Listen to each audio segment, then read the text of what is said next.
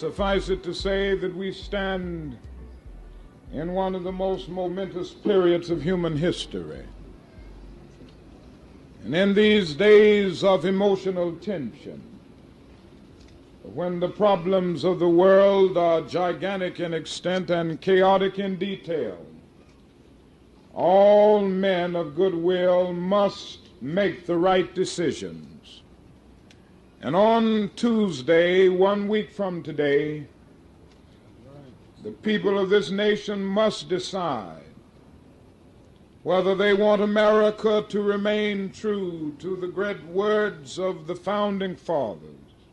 We hold these truths to be self-evident, that all men are created equal, that they are endowed by their Creator with certain inalienable rights, that among these are life, liberty, and the pursuit of happiness. We must decide whether those words will be firmly etched into the structure of our nation, or whether we will allow our nation to be relegated to a second-rate power in the world with no moral voice. We must decide next Tuesday whether America will take the high road of justice and peace and compassion for the poor and underprivileged, or whether this nation will tread the low road of man's inhumanity to man, of injustice, of short-sightedness. And each of us has a moral responsibility, if we are of voting age and if we are registered, to participate in that decision. I come here to urge every person under the sound of my voice to go to the polls on the 3rd of November and vote your convictions. Now, I know you're intelligent people, and I don't need to tell you who you should vote for. I don't have any fear about that. You know who to vote for. I'm just asking you to vote. Now, just if you need,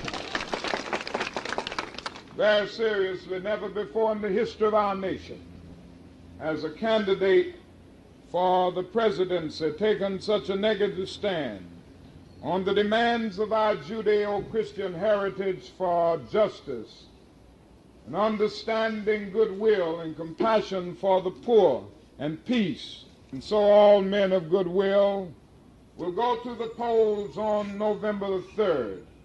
And I hope we will have a great day in our nation, so that when we wake up on the 4th of November, we will know that America has made the right decision.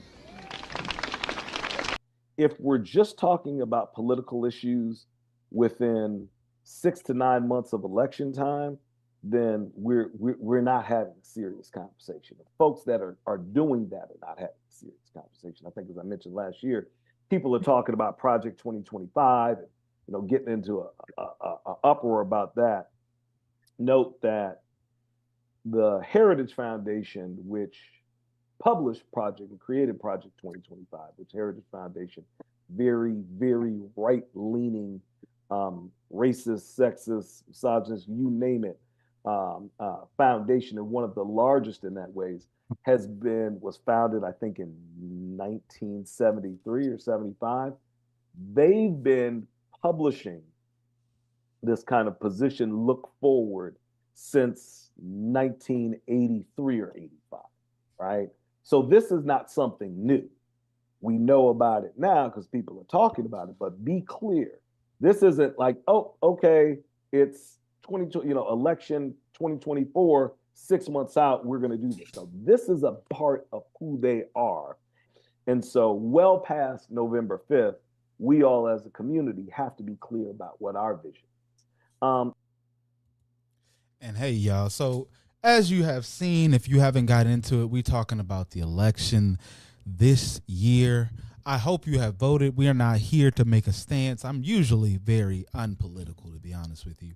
But I just seen that it's very divisive, this particular election period, because it's so polarized, where people, instead of just having a candidate that says, okay, this person represents what I need to happen, and they aren't anything other than that. It's more so that I'm on this person's team, and what they believe in, I believe in. Yo, what's going on, Panda? How you feeling? Thank you for having me tabbed up. I appreciate you. As you can see, we're talking about this election. It's going to be a little bit heated. We're going to get into some debates because I don't want to give you any biased, type of topics, because I'm not telling you to vote for anybody particularly. I'm just going to give you all the facts. So we're going to dive into the Jubilee debate with, I think it's about 60. So it's 30 and 30 Democrats versus Republicans on a lovely debate panel. We're going to see it. We're going to check it out. Give me a second. I don't know why it's disappeared on me right now. It's right here. Let's see if I can get it to appear for y'all, though.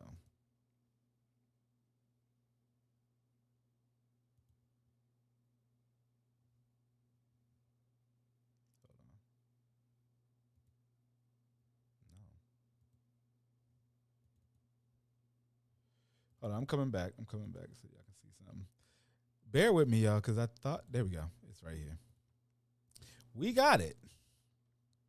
So we're going to start it back. I don't know why it's jumped up to the beginning. Past the beginning. But I want you guys to see, and it's going to have various facts for you guys. So if you all are liking the content here, I'll put my face into the mix too, because again, I want to give you guys, kind of a direct to this all content type of thing. I don't want to give you any bias concerns again, but it's very clear that if you are not being involved in this election period, what happens after November 5th, if you didn't hear MLK say in the beginning, if you're an intelligent folks, you know what you got to do. You're going to go out there and you're going to get this vote done and done. But again, if you're liking this stuff that I'm bringing to you guys, I know this one might be a lot more controversial. So I just want you to know right now, before we get on to it, click off if you don't like election stuff, go get away. But we're going to jump right into it. Make sure you like, subscribe, and comment down below how you feel about everything. So we're going to get into the first topic, and I'm going to read it out for you guys before they get into it. Can the U.S. government strengthen our economy? What do you believe? Again, drop down in those comments. Let me know how you feel while all this is going on. And you're going to see how polarizing it can be. And this is going to be a two-part series because I thought I was going to give you a real long stream, but I know that you guys got things to do. I got things to do. I haven't actually eaten today, so I got to eat too. Minute. Go ahead. I don't have a degree in economics. In fact, I didn't even go to college, but I spent 4 years living in the greatest economy we had seen in this country in decades. I saw the amazing things that happened thanks to the Tax Cuts and Jobs Act, and I saw the record low unemployment for my community and for our country as a whole that we saw during the Trump administration, and I'm ready to defend those policies against somebody who thinks they know better than me. Thank you. Yeah, I'm married. I have children. Because of what the Democrat Party has done to America, my wife and I are not having any more kids, and we'd love to have a lot more.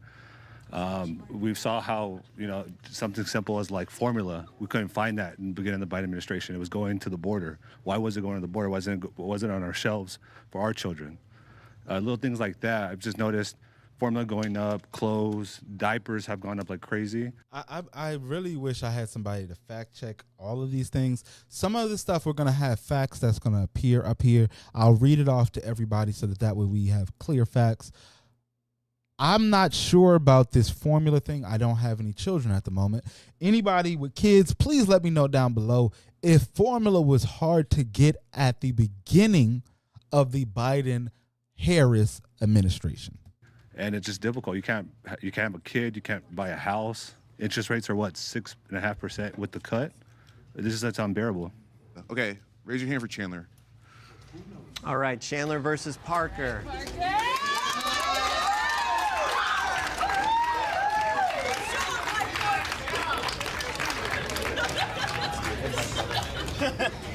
And just so y'all know, I don't know none of these folks. All right, We gonna Parker, all find Chandler, you have 10 minutes. Let's see if we can find a middle ground Not too statement that loud. you both agree on. For sure, yeah. So, like people on the conservative side don't really know how inflation has been caused. It happened globally in Africa, Asia, South America, Central America, Europe, everywhere around the world. So to say it's caused by the Biden-Harris administration, I think isn't true at all. Biden-Harris signed 4.3 trillion debt-related spending into law, 2.2 trillion non-COVID related, whereas the Trump administration had Here we go. Fact number 1, and I'm gonna move my lovely head out the way, or maybe I'm gonna disappear for a second. Just because I want you guys to get all the facts, I'll pop back in and out. According to the Committee for the Responsible Federal Budget, 8.4 trillion was added to the debt. During the Trump administration, 4.8 trillion of it was COVID related. Oh goodness. The CRFB said Biden approved 4.3 trillion in debt during his first 3 years and 5 months in office, which was half of which was COVID related. So we spent an excessive amount of money on COVID things. So we're about to see. We're about to jump in. I'm bringing my head back. There we go. Let's rock. 8.4 trillion overall, 4.8 trillion non-COVID related spending signed into law. So if we're going to talk about the effect in terms of spending as it relates to the economy, Trump had a worse effect on inflation if you're referencing that. Secondly, the Trump's video, proposed too. policy in terms of tariffs would absolutely cause inflation. Economists on the left wing and the right wing agree on this. This is vast across the board. Another one. Okay, Tax Foundation estimates that Trump's tariffs would cost Americans $524 billion in taxes annually, shrink the GDP by at least 0.8% and cut 684,000 full-time equivalent jobs, and adding the impact of tariff already imposed by Trump and Biden. So make sure you scan the QR code here. Hold on, because if y'all guys, I need somebody to help me fact check all of this stuff, because I'm not too sure if that's true. You know, they're throwing up facts, but we don't know if they're true. We want to know the real. And I don't want to be, like I said, I ain't going to waste too much of y'all time, so I'm going to let it rock. Board, almost a consensus in economics. What would you target as the direct point of beginning when all this inflation kicked off? Would you connect it to COVID-19? Yeah, the effect on supply chains. Okay, and are there any specific Trump administration policies you say, or you mentioned spending? Tell me a bit more about this. I want to hear it. Yeah, so I don't typically refer to like the level of spending, but if people do reference spending, I do think that it looks worse for Trump. In terms of the overall inflation rate, I think it has to be something that happened globally. You can't just say something that only happened in the United States is the explanation for global inflation when the same trend happened in Africa, Asia, South America, Central America, Europe, everywhere. But what we have known for decades is that the United States is the global superpower, particularly for the economy. I mean, we spoke about it a little before, that China is starting to rise in this, and that there's, there's a lot going on in 2020 between China and the United States. Would it be not ridiculous to say that COVID-19 between China and the United States had a big impact on inflation, and then we had the changing of the baton between the Trump administration and the Biden administration, and we had the Inflation Reduction Act come in when the inflation was starting to go up, and we saw it almost multiply after that? Wouldn't you say that there's any connection there? No, actually, when the Inflation Reduction Act was signed, like a bit after inflation started to come down, I'm not saying it's because of the Inflation Reduction Act. I actually think the Inflation Reduction Act had a marginal effect on inflation. Reports typically say around 0.1% reduction, right, in the long term, which the main point of it was for like foreign energy, right? Because it is the case that if we build up our production of energy in the United States, we're less dependent on foreign oil, so we don't rely on that. Also, it was deficit reducing. To say that that was the cause of inflation is utterly absurd. Okay, well, let's talk about energy. In January of 2021, Joe Biden got into office and he campaigned almost confusingly so, one day for fracking, one day against fracking, one day for energy independence, the next day against energy independence. We saw him get into office and sign numerous executive orders that forbade.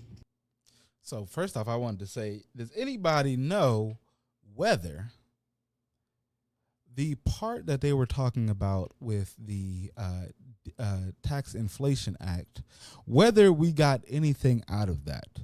Because I did hear when that was placed, but I didn't put too much wherewithal into it, because just alongside of that, if you did not pay attention to the news, we had that act happen. And then right after that, probably maybe not even a full year later, we had the issue at the docks. So inflation is going to be in a continuous rise when we're not paying attention to these small, minute details that all incorporate how they are fluctuating the money.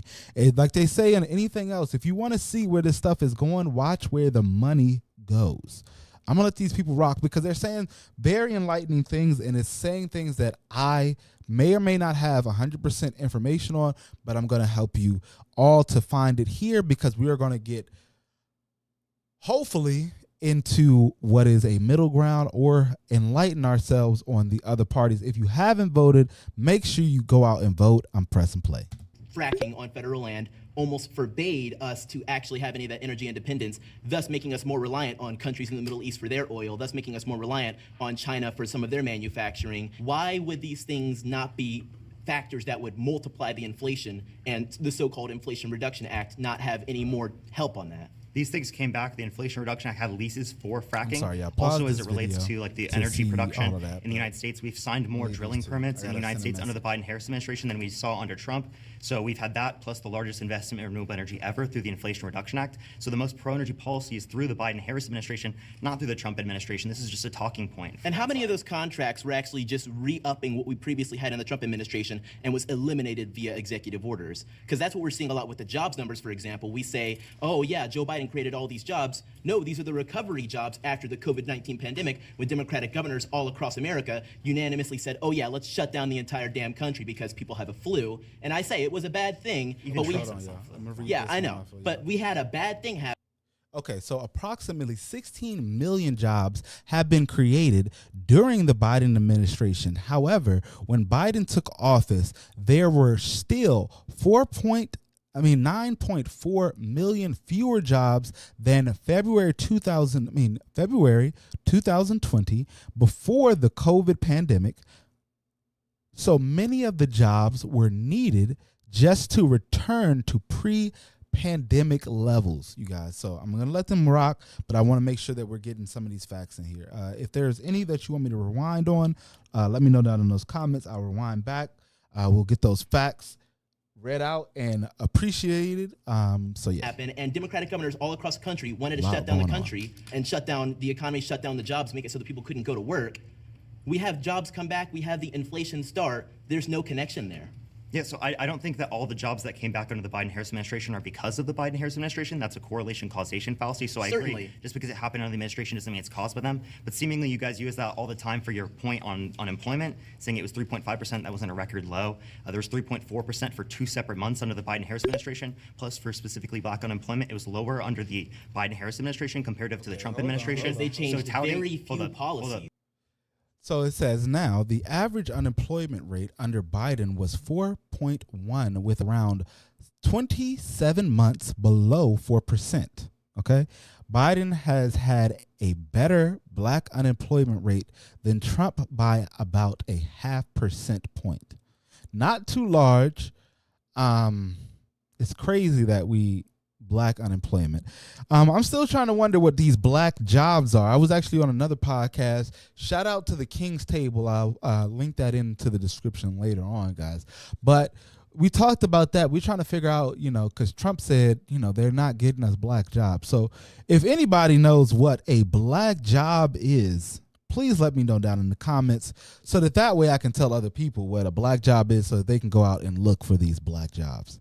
In that time, touting those particular numbers, not only is it correlation causation fallacy, but it doesn't make your position look better because it was even lower under the Biden-Harris administration. I'm glad you admit it's a fallacy because this is actually a Democratic talking point. In fact, Kamala Harris is probably campaigning on it right now that she says we had the most jobs, we're going to continue to have the most jobs. Most Americans want to ask the question right now, how are you going to fix the inflation? I see a lot of people coming in, and I just want to let you guys know we are watching a debate. We are not taking a stance particularly on the election. We are just making sure that everybody is fully aware on what is going on. I wanted to make sure that everybody goes out and votes so that way your voice is heard and you do not feel like you are slighted after whatever happens on November 5th, guys, because it's going to be very important that you put in your word to this pool of fake news and all this other BS that's going on. Yo, what's going on, Merk? I'm talking about this election, man. I'm not like heavy into it. I'm trying to be biased. So we're talking about this debate. We getting into, what the real facts are. Nothing else. Straight juice. That's it, man. All right, y'all. Let me let it rock. President for the same amount of time, and he's been in politics since longer than you and I have been alive, probably longer than our parents have been alive. Kamala Harris has kind of come out of nowhere, and she previously had extremely Marxist policies. We saw in the 2019 Democratic presidential debate, she was absolutely failing. In fact, she polled as low as 1%, but suddenly she gets risen up, placed as the vice presidential candidate, and then placed as the presidential candidate. She has had all this time to fix these problems, and the Biden administration has all these times and all the acts that they've passed, like the Inflation Reduction Act, to reduce the inflation. It has done nothing but push us further into this catastrophe we have right now with the inflation and the economy. So I just went over that deficit reducing. No way it caused the inflation that you're I gotta referencing. If pause anything, it it right here too, because what I will say, I'm again not a Trump supporter or any of that other stuff. Please, like the video, you guys. What I want to say though, that is particularly weird on the Democratic side, is that Kamala Harris was not elected in the primary. She was handed her position by Biden after he was elected, which there isn't any precedent for that. So there is no policy against it. But then at the same time, is it fair? And I'm just asking you all, is it fair to any other candidate that actually was, like, even the other guy in the primary who ran against Biden, would it have not been appropriate to put him in place? I'm just curious. But we're here now. We know who's on the ballot. So at the end of the day, make sure you vote for who you choose to vote for. But I'm just curious, is like, because at the end of the day, it's politics, y'all. So it's going to be sneaky on both sides. So you have to be aware of where other people are, cutting corners as well. Let's let it rock, because I think this other guy's going to say something good. A reduction on inflation, like I referenced in the long run, the 0.1% reduction long term, again, marginal, so it's not like important to reference. But for the inflation, right now, it's 2.5% annually, which is around the same as what it was. Okay, here go the facts. So the CPI now and in 2018 is nearly the same. Okay, so he debunked his own Annually words. speaking, under Trump's administration in 2018, it was around 2.45%. Also, I don't know why we think that Congress is going to be the one that deals with inflation. That's the Federal Reserve, and they've helped bring inflation down. We had the fastest recovery from inflation in the G7. So to argue we haven't done something for inflation is utterly obscene. Okay, y'all, I'm gonna skip past what they're talking about, because they're talking on points, but at the same time, The government, and we're here to help. So you want to know where to I think that invest they're $1,000 right now? trapped on Well, one forget point. about stocks, crypto, and real estate. I would agree on tax cuts for families, for middle class Americans, not tax cuts for rich people, right? I don't see any reason economically speaking to do that. I can agree with tax cuts, but I can also say we need to reduce a lot of funding for the IRS. We hired something like 80,000 new IRS agents to target the middle class. Okay, hold on. So fact check right here is in 2023, the Fiscal Responsibility Act cut as much as $80 billion, goodness, from the Inflation Reduction Act, intended to hire 87,000 new IRS agents, many of whom were meant to replace retirees and meet other staffing needs. So the IRS needs some staff. They need some help so that that way they can get your money, because obviously they've been understaffed on making sure that you're paying taxes. And the IRS is a damn bee. If you ever had to deal with them, they come for your neck all the way. All right. And listen, I was young in the game and they tried to come at me, and I was like, golly, man, I'm just trying to do a W-2. What happened, bro? Like, they be going crazy. But let's let it rock. We clearly That we're not helping. judging by Parker's reaction, we don't agree on that. So Sure. the middle ground statement that I am hearing, at the bare minimum, you both agree that we should do a tax cut on the middle class. Tax cuts on the middle class. I'd agree on that.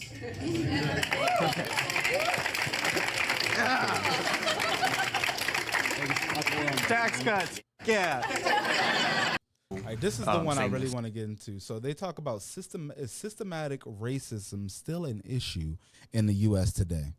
I really, really would love if you guys would put this in the comments, because I think that this is one that embroils a lot of the communities that I myself am involved in, as you can see. And I would love to hear what you guys would have to say about everything, because this one is going to be, I think, a little bit heated. Make racism still an issue in the U.S. We're going to go to the Democrats first to choose their speaker. Yeah, I think I would like to talk on this topic because I come from Nigeria, where the majority of the people there look like me. So I could also use that as experience to talk about how that differs in America and how like the ingrained systemic racism affects people of color in a way that it doesn't in, racial sameness nations. So, yeah. Hi, my name is Connie. I would like to speak on this issue particularly because I have a lot of intersection in my identity as a Black and Native American woman, and I am also a victim of police violence. I'm a woman who has a mixed race son who is Black, so I think that I am very qualified to speak on this. I do BLM stuff. Before we take a vote, I would just like to say that I used to be a conservative. I used to be a Black conservative, so I am also very well versed on these arguments. I would also like to say I'm very interested in the theory of racism. I love people like Angela White Davis, so I can speak from that front. Thank you. Okay, I'm gonna start the vote. Nigeria, raise your hand, everyone. 1, 2, 3. Okay, we're gonna skip Okay, the vote. great. I thought Connie. we was already into it. It looks like Connie has the majority. Okay, done. I want y'all to see what's really going on with this. The speaker, Connie and disempowerment issue. Systemic racism issue in America anymore. I feel like we have a systemic disempowerment issue. And what I mean by that is really two things. First, let's start with the rhetoric that is put on Black people. So you and I disagree on pretty much everything politically, and I will fight tooth and nail for you to be able to speak your piece and say what it is that you feel. But me, as a Black conservative, I'm called an Uncle Tom and a sellout. And it makes you just sit and wonder, who is it that I'm being sold out from? This belief system that we have to have this unapologetic, unwavering perspective of just loving what the Democrats tell us to believe is an issue. And it goes into the BLM thing and how for so long we were taught that we were supposed to be terrified of police officers.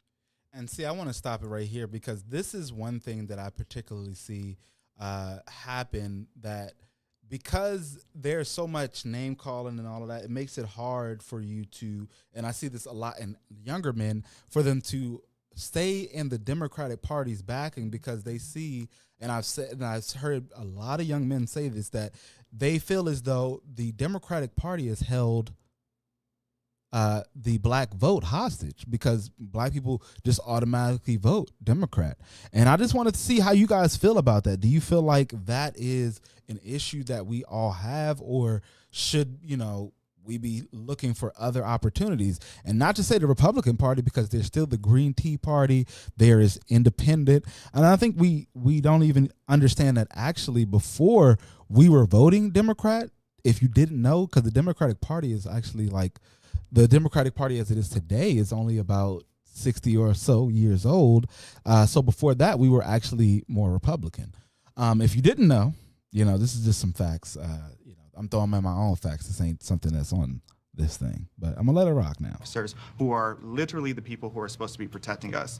The other part of that is when we start looking at what is actually hurting us on a systemic level. Let's look at policy. One of the biggest things that are hurting Black Americans today is policy regarding crime. We have all of these woke DAs who are putting forth policy about or getting rid of policies, I should say, with like the 3 strikes rule, which is allowing repeat offenders on the street. We got rid of the cash bail system, which again is letting criminals back on the street, and all this different list of issues where they're even decriminalizing theft under. Okay, hold on. I'm sorry.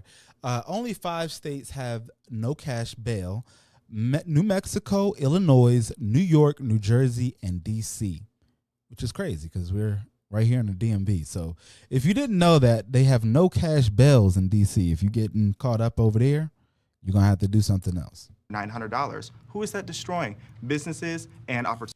Next fact check. California Proposition 47 reclassified theft under $950 from felony to a misdemeanor.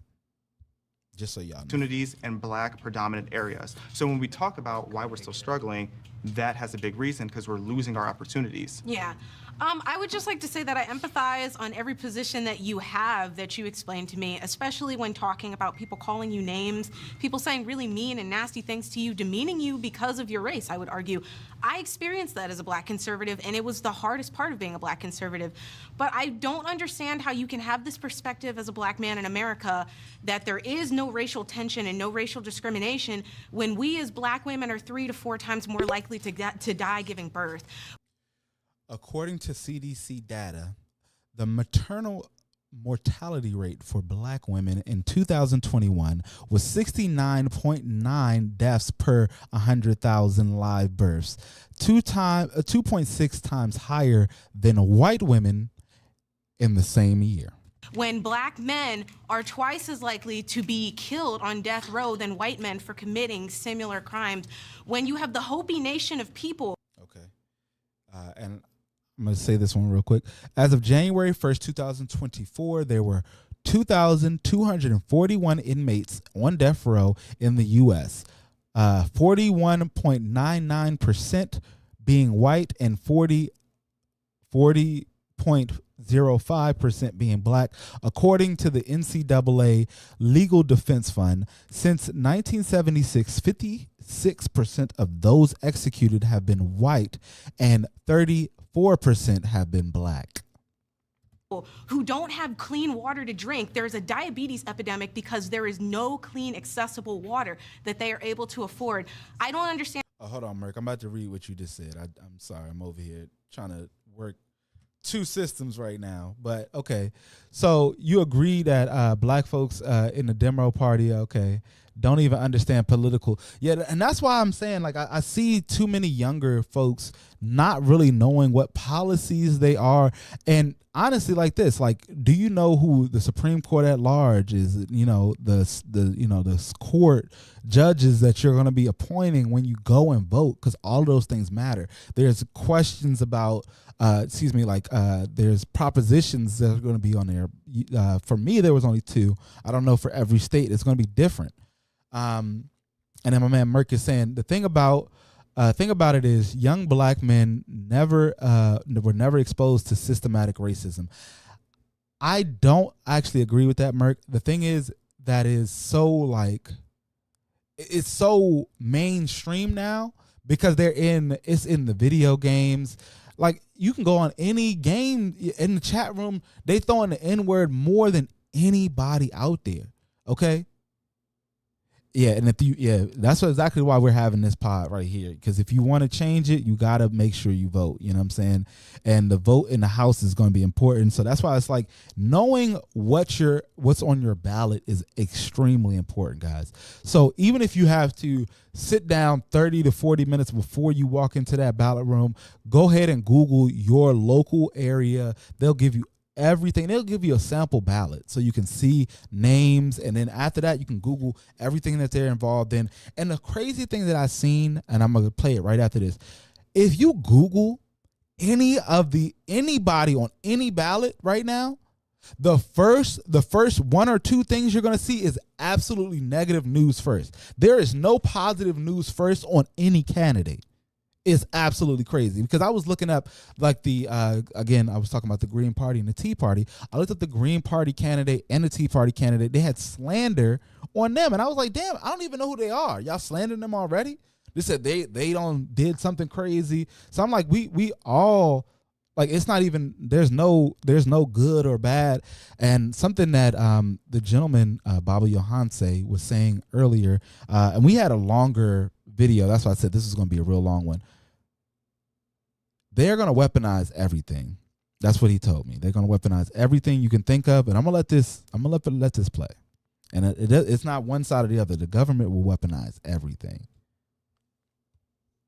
How you can have these positions that there is no racial disparities and that these things weren't set up against us when there is so much going against us in this country. I would say, as a woman who has experienced police violence, I was pregnant when I experienced police violence. I told them I was pregnant and they still mishandled me. They did not see me as a citizen. They did not see me as somebody to serve and protect. And by the way, there is no constitutional basis for serve and protect. They are not constitutionally obligated to serve and protect you. I just want to tell you this. That's a fact. So now I want to get on the Democrat side, because I'm not a demo hater, because I don't want y'all to know there is no rhetoric for the police to serve and protect. They are just doing their job, and there is a litany of procedures and things that really entail what a police officer does. So don't get it twisted and think that they're coming to look out for you. But I will say this that I did not like about the young lady is she tried to pull these crocodile tears out of nowhere, and she didn't even, like, one tear didn't even fall. Like, I get it, you want sympathy, but we don't need the dramatic effect. I told them I was pregnant what and they you're saying still is real. mishandled me. They didn't see me as somebody to protect. They saw me as that's what they saw. So a lot to unpack with that, and I'm truly sorry that happened to you. I think one thing to start with the middle ground that we can agree on is that, or two things really, is that there is still racial tension. Now, if that's a systemic thing, I wouldn't say. Are you going to encounter racist people? Absolutely. Are you going to encounter racist people in positions of power? Unfortunately, absolutely. That's a very real thing, and I do think when it comes to the criminal justice system, even Black conservatives, look at the Blexit movement. One of the biggest things that the Blexit movement, which stands for Black Exit, exiting the left, is criminal justice reform. So with that being said, I empathize with what you're saying, and I understand your perspective there. But that being said, when it comes to systemic racism, that would infer that there's this whole system that is holding you down because you're a Black woman. But there is. But here's the thing, is there's not. There's over 2 million Black millionaires in America. Black women are outpacing in education in so many different metrics compared to every single demographic. I mean, just look at yourself. I mean, So I don't know if that fact is true. He said there's over 2 million Black millionaires in the United States. If anybody is in the chat, let me know if that's true, because I know that there are a rise of Black millionaires. Don't get it twisted. But 2 million? They must be in Atlanta. I just haven't been out there. I need to go find some. We need to have a coalition for sure. Just hearing you sound very educated. You can't have all of these different success and be self-made in a country that is oppressive to you because of your skin color. We've seen what that looks like in the past, and that is just not the situation that we're in anymore. Because as I look at you as a Black woman, there is not a single thing that this white man, no shade, can do that you can't do. You are capable. I would like to disagree with you, because I think that all throughout American history, we have had Black people, we have had indigenous people, we have Chicano people, we have people of all races and colors that have beat the odds, but that does not mean that those odds are not there. That does not mean that those odds are not there. A lot of people on the conservative side like to say, like, oh, well, you have all the same legal rights and responsibilities that I have. There's no law against you as a Black person. Correct. The law is not an entity in and of itself. Law is a social construct. We enact. No, well, what Connie is saying right here, there are definitely policies, and it is not about that they say. See, this is where we get twisted. They don't say, there's no policy that says, yeah, Black people can't get access to, but it's the way that they form and then that they allow things. Simple as this, right? When the decriminalization for marijuana happened, and hopefully y'all don't block this video because I said that word, the only way you could do it was to have over $1 million in asset in the bank. So if you were not already a prior millionaire, you could not start up a shop that, started to grow and all this other kind of things. Granted, of course, you need startup funds, but they were only allowing, even at the time, like in this state, I'll give you the numbers, they only had a license for 48 people, period, in the entire state. So how many people do you think that were Black had access to that? That's it. I'm gonna let them rock though. Laws in everything that we do every day of our life, and the way that people enact. And I don't want y'all to think that I'm just talking. I'm sorry, I just be talking about marijuana, but that's one of the major things that they tried to cater to the Black vote now, is that they're gonna make marijuana legal. And that's on both sides. I don't heard it on both sides. So let's see what they're going to say. Laws is what affects these disparities, what allows Black men to be imprisoned for the same drugs that white men are doing, what allows Black women to be dying on operating tables, giving the same birth to the same babies that white women are giving. And so I think that if we're talking about America in and of itself, why are we having these discussions about Ahmaud Arbery? Why are we having these discussions about Breonna Taylor? Why are we having these discussions about Frank Tyson, who was killed in my hometown because they kneeled on his chest? He was dying and he begged them to help him, and they said, shut the F up, and he died there under their knee. So a couple quick things with that. So with some of the issues you were talking about, such as Black women dying on the operating table, unfortunately what that is, that's a socioeconomic issue. And I feel like what a lot of people attribute to being an issue that has to do with systemic racism is really socioeconomic, because you don't see wealthier Black people having those issues at the same rate. If it was a systemic racism issue, it would have to do with race, not to do with wealth. And then when we look at situations like some of the names you said, let's start with Breonna Taylor. The way that the media lies to Black people to gaslight us into thinking that we need to be terrified of police officers is absolutely unacceptable. If you Hold on, Merk, you said I read that wrong. You said you read that super wrong, bro. I said the man in particular in this video, the blonde hair guy. What are we saying? Oh, you saying this particular young man, okay, has never been in systemic racism. I get what you're saying. And, you know, there are pockets where you might be allowed life without ever experiencing racism. And I'm letting y'all know that's a blessing. But that doesn't mean it doesn't exist for everyone else out there. Really look into the tea that happened with Breonna Taylor. We were lied about. They lied to us about that whole situation. Breonna Are you Taylor. talking about the Tatum report? That one? I'm talking about all of it. I'm talking about the whole system. I don't need to look at what Brandon Tatum has to say about it, but I think he had a lot of intelligence things to say about it. Because if you go and you look at the actual facts of what happened with Breonna Taylor, she was knee deep in that criminal investigation. That being said, with the reason I bring that up, because I'm not saying that her dying was something that should have happened. However, you can't ignore that her boyfriend shot first. You can't ignore that they were at the right house. When I first Okay, so they got a fact check. So Breonna Taylor's boyfriend, Kenneth Walker, fired first when the police broke the door off the hinges. The bullet hit an officer in the thigh. He later told police that he thought Taylor's ex-boyfriend was attempting to break in. Officers returned fire, including the one officer who fired 10 rounds blindly into the apartment.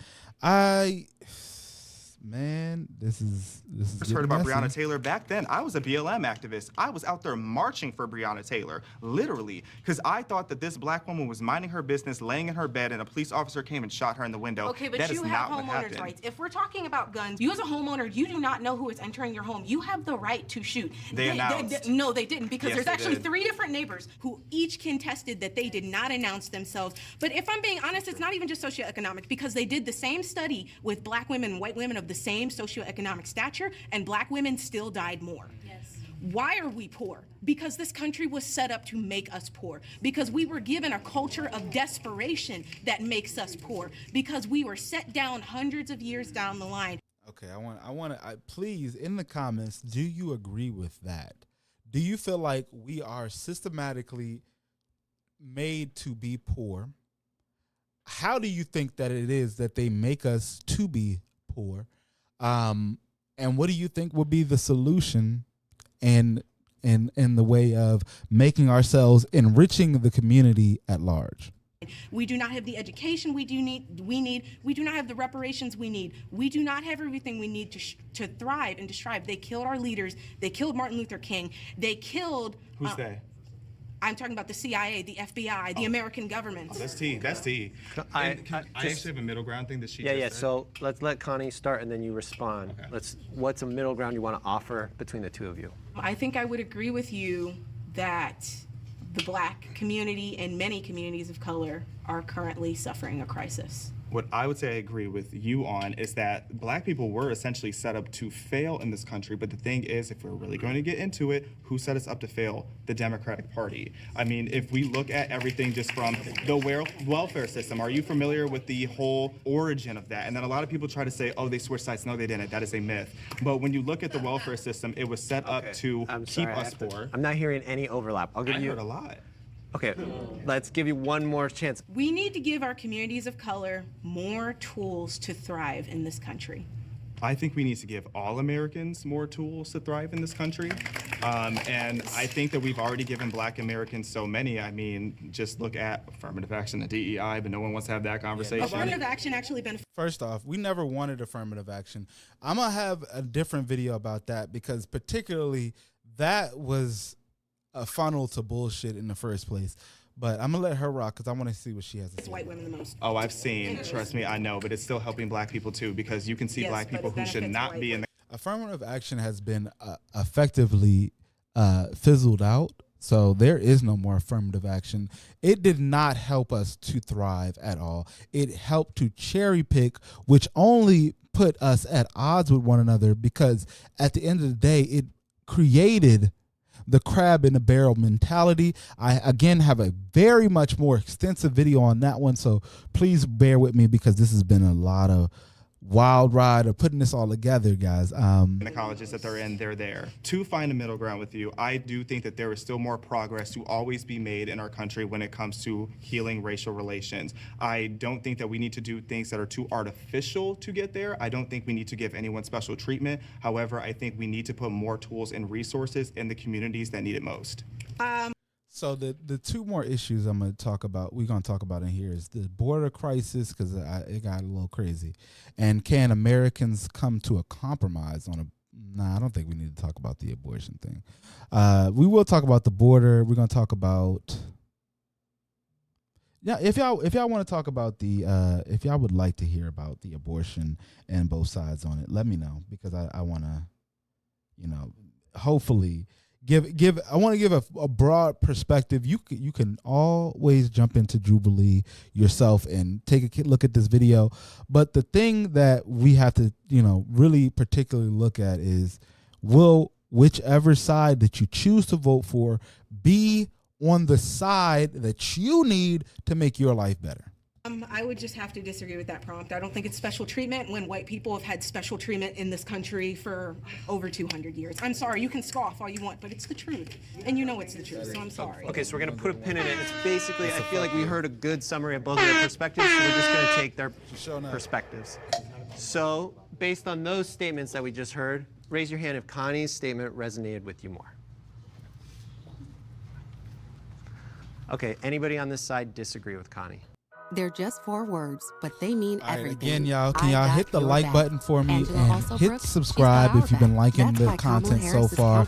Over on Twitch, my people, and over on Rumble, because we all on them right now. Hit the follow button, and if you see anything you want to comment on. I'm going to try to get back to you so that way we all are involved in this conversation.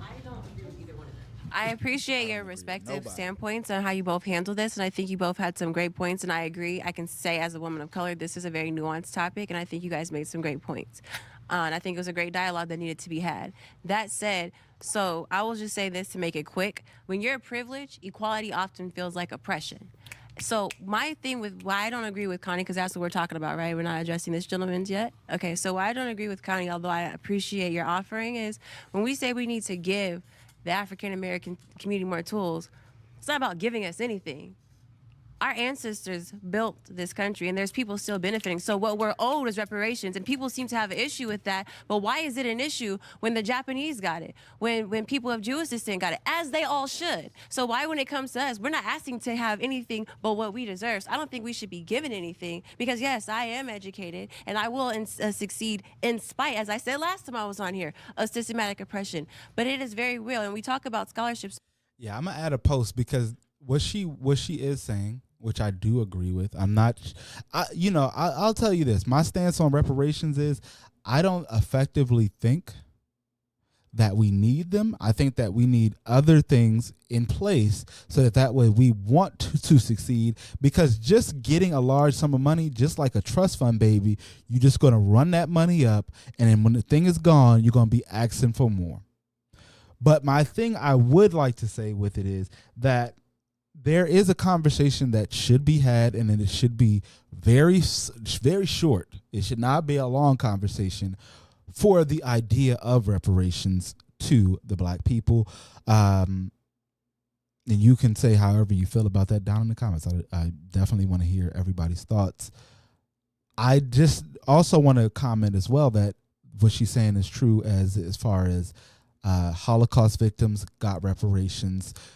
The Vietnam victims got reparations, and also Japanese victims have gotten reparations. The only people left without reparations at this current time are the black folk for slavery. You can also even include in Jim Crow laws and the segregation.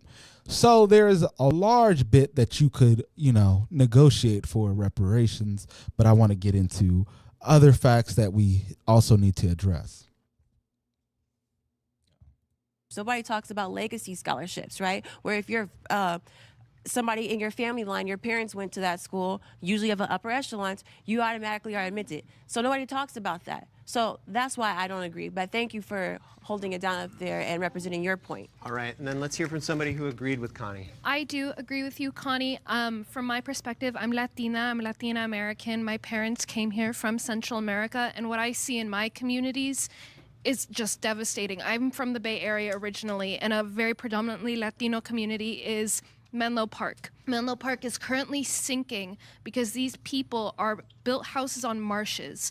Because the houses that were built a long, long time ago over there were built by white people.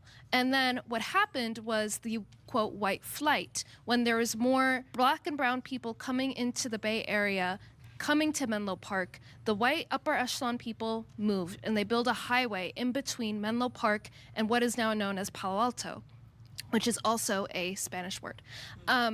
But what I'm seeing right now, the schools, if you look at the highway, there's upper echelon schools on one side, and then schools that are just underfunded in the dirt on the other side, and that's affecting my people. So I highly resonate with you. Okay, so let's hear one disagreeer with Con. I've got to say that I almost agree with you on saying that giving more resources to minority communities is what we need to do. And I agree with you because we've already been doing that. The last administration gave funding to HBCUs, which help minority communities. He also gave opportunity zones, which is to help minority communities. Same also. So I got something to say about that funding that they got. I'm mad as hell at these HBCUs that got funding. And Bowie, my own alma mater, y'all on the chopping block. I feel as though that, you know, with the curfews and things in place where we've never had those before, you were catering to an audience that weren't your own. And I know you know what I mean by that, because I saw a lot more, you know, diverse faces out there than I was used to at an HBCU. Not to say that I was mad or anything. It just was a telltale sign of what was evident. Again, guys, I'm gonna let them rock. For the I'm First just Step letting you Act know. to help minority communities. The thing is that what us Republicans believe in is that we should have the tools and we should work on it. You don't give a man a fish, you teach him how to fish. And that's how the minority community gets out of their issues. And when we sit back and continue to blame it on systemic racism, it's not. So what he's saying right there, though, is absolutely correct. You do not just give people fish. You teach them how to fish so that way they can go out and succeed on their own. So, again, that's why you have to work on yourself absolutely unequivocally and make sure that you are getting better at least than you were yesterday. And here we'll help you with that. So if you hit that subscribe button, hit the follow button, you'll find other little tidbits and help here and there. I actually have a school community where I teach all of this kind of stuff. I'll link it down afterwards so that way you guys can see how you can learn and grow yourself. Because I don't want you to be caught up in foolishness and be able to have these type of conversations, because I'll something also that I don't think that this particular one is in, but I know that they have in another one, is the polarization of all of this, where people, just because they may be wearing the red or the blue shirt, are not even talking to their family members, cutting them off completely, whereas we cannot lose our closest connections over something as small as a ballot on I mean, you know what I'm saying? Like something that you can scribble on a piece of paper. That is not what you lose your relationships over. Okay, just because you can't agree on what you know, the person that you're voting for does not mean you need to cut off the people that you love and care for. It doesn't make any damn sense.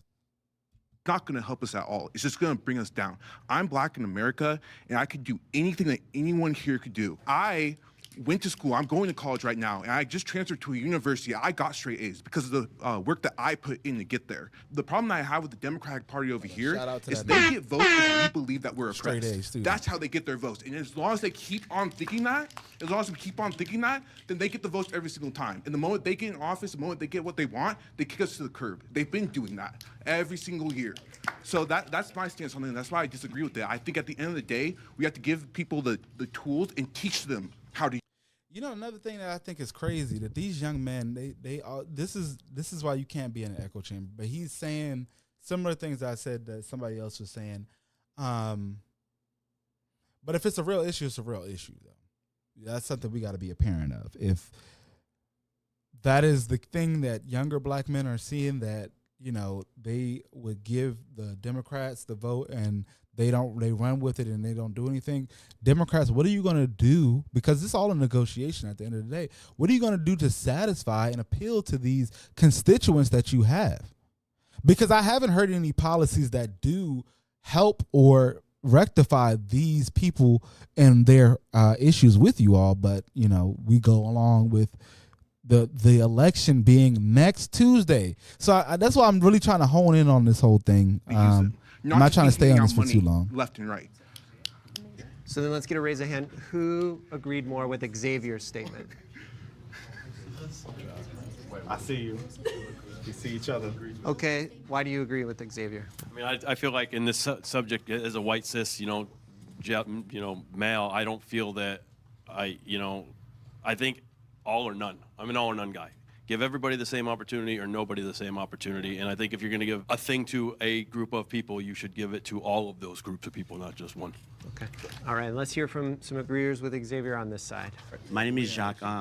I agree with Xavier because as an immigrant who has come here, there has not been a country in the world where black people can go from dirt poor to the most wealthy and respected person ever. So I believe in meritocracy. I believe in hard work. And this country, if you do all that, yes, there's obstacles in every single way. I'm an example of that. I come from a poor country. I bought a house on my own because of this country. I would never be able to do that anywhere else in the world. I hate the victim mentality, and that's it. All right, we're going to end that topic there. Do you think that they talked about it enough? Before we go any further, we want to take a moment to say thanks so much to Straight Arrow News for powering the fact checks in this video. All right, let's get the border. Do you like having a P.O. box but are tired? All right, make sure y'all like that video. If you jumped in here late or whatever, just hit the like for me. Okay, we'll start with you. Hi, I'm Luke. I'm just going to be simple and realistic with you guys. This is my passion. This is my bread and butter. I work within human trafficking. I know a lot of the gang involvement that's going on at the border. This is what I do. And so I know all of us would be really good. Or Josh should be the side. All right, so all right, Josh and Adam, Get you've 'em both up been selected there. by your sides to debate this issue. You have 10 minutes. Let's see if we can find a middle ground statement that you both agree on. Yeah, so I think it's important to start out by drawing a distinction between illegal immigrants and people that are seeking asylum. There's a lot of conflating that happens here, and people say there's millions of people coming in illegally. What's actually happening is that we have a lot of people showing up at the border who are seeking asylum, and because we don't have enough immigration judges, enough border patrol, which by the way was in the bipartisan bill that Trump killed, because we don't have enough of those people, we now have a situation where hundreds of thousands or millions of people are waiting to have their cases heard. I think there's something like 3 million cases right now on backlog. So if you want to fix this issue, the way is not with executive order, the way is by passing legislation. But unfortunately, we have a person in Trump who cares more about political power and playing political games with these issues and demonizing people than actually making the system more efficient, which is what the real issue here is. So for our standpoint, where the asylum and legal immigrants, like it's the same thing. They're still coming in illegally. Like at the end of the day, if you're crossing that border and you're not signing documents, you're not trying to come in through that legal process, you're illegal and you're already committing a crime. And I feel like what Trump was trying to do was just slow the process down, but without that wall being up, for now, it's just unleashed hell on America and the whole entire process.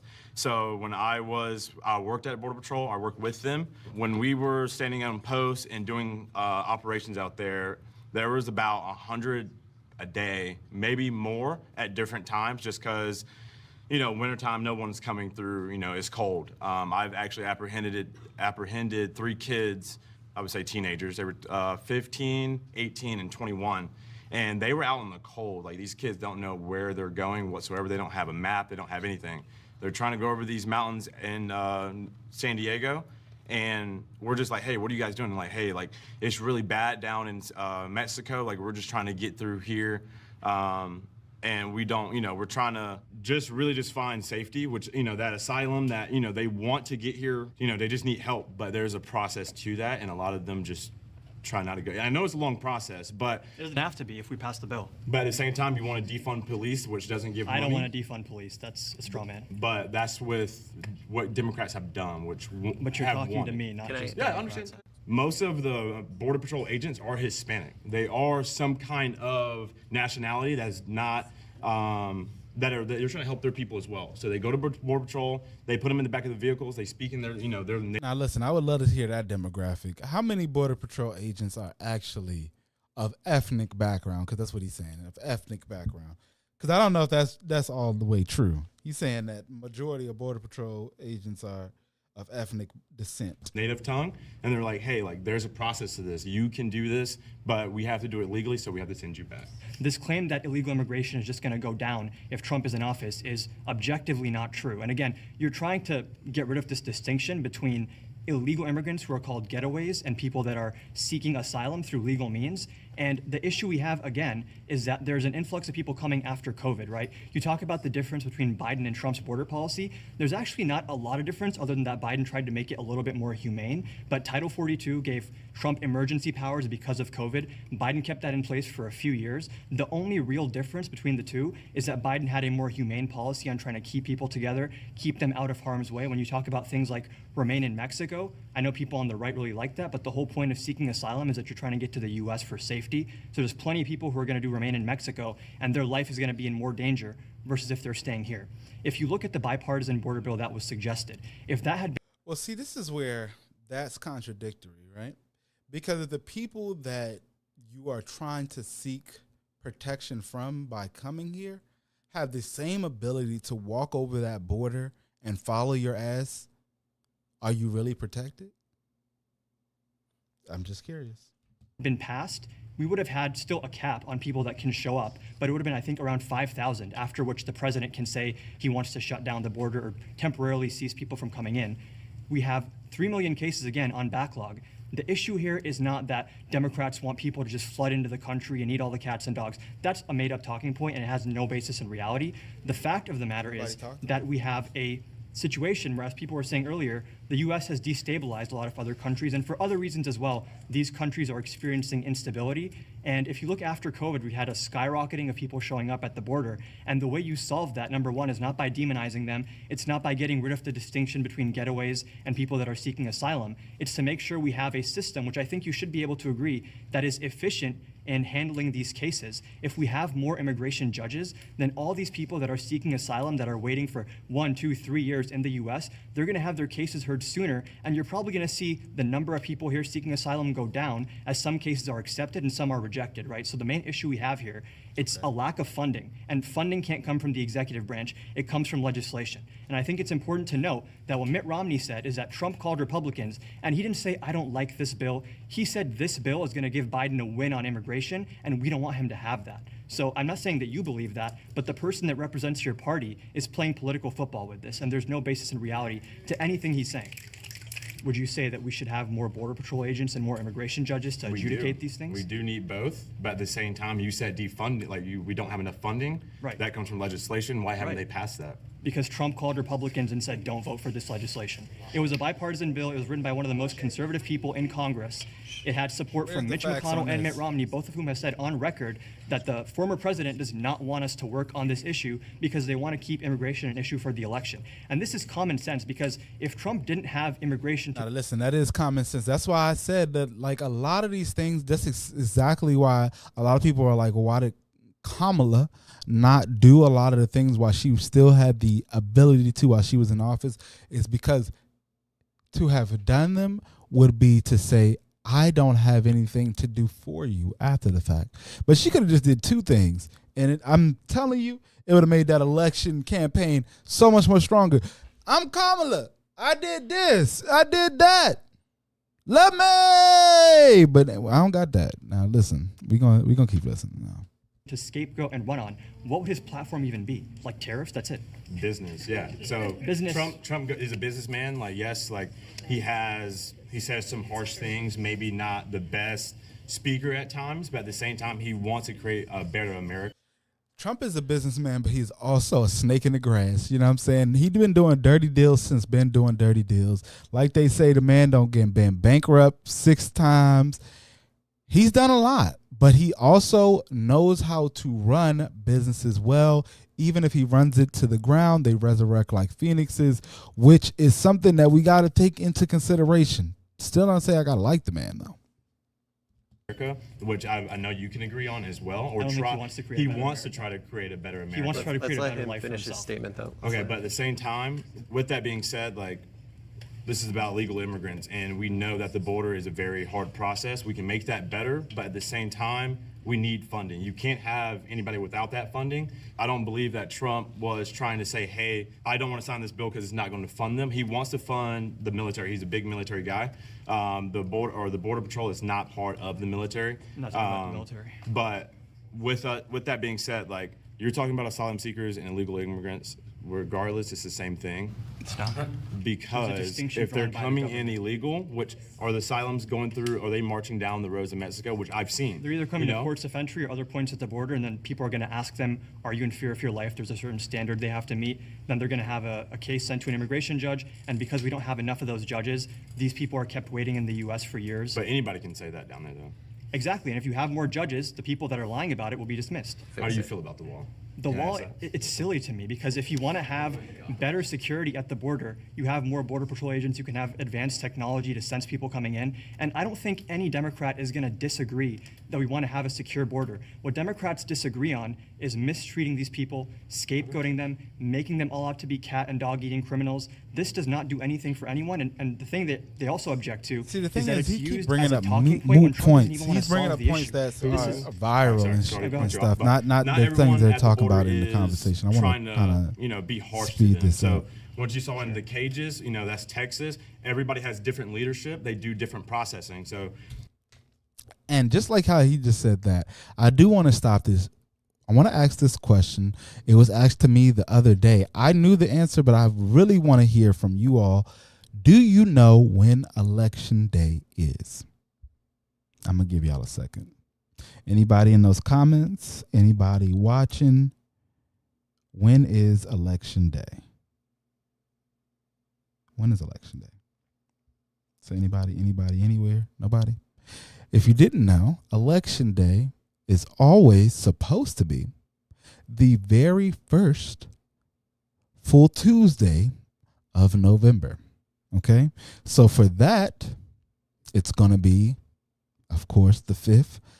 So I'm just curious as to why, right? When we've known that for such a long time, why there is no national election committee and a standardized election way to go about it. There should be a standard ballot. There's not. Every state, every region within the state has their own thing. That's why also even that date don't really matter anymore, because there's absentee ballots, there is early voting, there is you can mail in ballots. So there are so many things now that don't even consist to the voting day, because now it's like being there last minute and all of that. So excuse me, I'm getting messages, but I'm gonna let this thing rock because I want to end this part out and see about. Let me know if y'all want to hear about this with abortion the process thing. that we went through, it was all humane. We put him in the back of a truck. We take him to one of the posts. We talked to him. We put him in a jail cell just because we don't know if they are gonna do anything crazy or anything like that. You're 60 with Okay, if you haven't already, hit that like button. Today we're going to and look hit at the two different subscribe. scenarios. Does that apply to minors as well? Minors, different case, but like someone's in there with them, talking to them, giving them, candy and stuff like that to make them feel safe. Okay. But for the adults, it's different because you have those ones that harm, that want to harm you and stuff like that. Okay, so we're up on time. So let's focus on middle ground statements. I'm going to let you two. What's something that you think you can both agree on? I think we can agree that Trump shouldn't have tried to sabotage the bipartisan border bill, right? We need more funding. Let's hear his response. I would say we do need more funding. I think there needs to be just a better policy of what can. So they're trying to find this middle ground. I better would just like help to. America at this point, honestly. I agree with think building the wall is a thing that is needed just to slow the process down. I'm not saying that is the only thing that needs to be done, but funding that wall and funding the. I'm gonna listen to this abortion That's something in real quick. question. There's this TikTok of a guy just and, climbing the wall, so it's like I don't know how hard that really is. I'm just curious what is gonna be said. You got to elect your speaker. Because as a man, the reproductive organs of a woman don't particularly come into immediate concern when I'm thinking about voting. But I do want everybody to have exactly what it is that they want to happen with their own body. So we will get into the topic because I want to be unbiased again, and I want to get to learn something myself and hopefully teach you guys something as well. Let's see what's going on with it. We're not waiting for the speaker mess because all of this promoting this. Show me who's over there. It took a long time. Whoever wants to start. Yeah, I just want to say the main issue is what is the unborn, right? And so we have to talk about that. Then we can talk about policy. Because if the unborn are not human or not valuable human beings, then I would agree the woman does have autonomy over it. But if it is a valuable human being, it has the right to life, and therefore we cannot be killing it. Would you agree with that framing? I agree that a human life is valuable. However, I do believe that, again, it should be the woman's autonomy. It should be her choice, ultimately. If she has a husband, if she does not have a husband, it should ultimately be up to her because at the end of the day, she will be the one to take care of that child. So I have a question for you. Go ahead. Does a woman have the autonomy to kill their infant? We're not talking about infants. No. I'm asking you a question. We're not talking about infants. I know we're not talking about That's infants, a different but- conversation. No. So see, because you want to avoid This it. is too Because tough. here's the This is thing. too tough A of woman a does not have the conversation. autonomy to Wait a kill an minute. infant. That's an Why? infant. Why? Because an infant born. is a valuable human being. It's yeah, a born so person. again, so This the is framing of my getting conversation crazy. is correct. If the You know, unborn are not human or I'm not gonna valuable human beings. Stop talking about that part. I like I said, I wanted to learn something. We stepped into unforbidden territory over there. You know what I'm saying? I do not like how that guy was going about it. I'm just gonna be real. Not that it's not even about how I feel about it. It just was he was rephrasing that question too heavily for me when it's talking about the early stages. But you know, we can get into that at another time.